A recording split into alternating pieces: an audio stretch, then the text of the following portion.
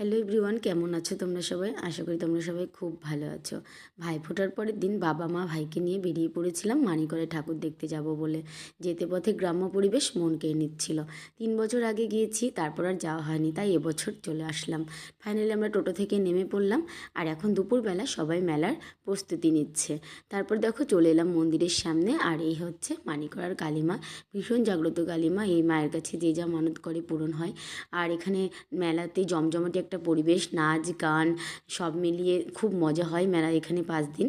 তারপর দেখো মা একটু লুটালো, আর মা তারপর পুজোর হাতা কিনলো। আইসক্রিম খেলাম আমরা সবাই মিলে। তারপর বাবা বললো ফুচকা খা, সবাই মিলে ফুচকা খেয়ে নিলাম।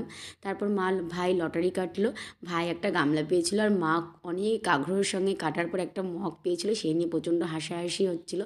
ছেলে খেলো পাওভাজি, বাবা খেলো পাপড়ি চাট। ফাইনালি ঠাকুর দেখা কমপ্লিট। আসার পথে বাদাম ভাজা নিলাম, দিলকোষ নিয়ে নিলাম, চলে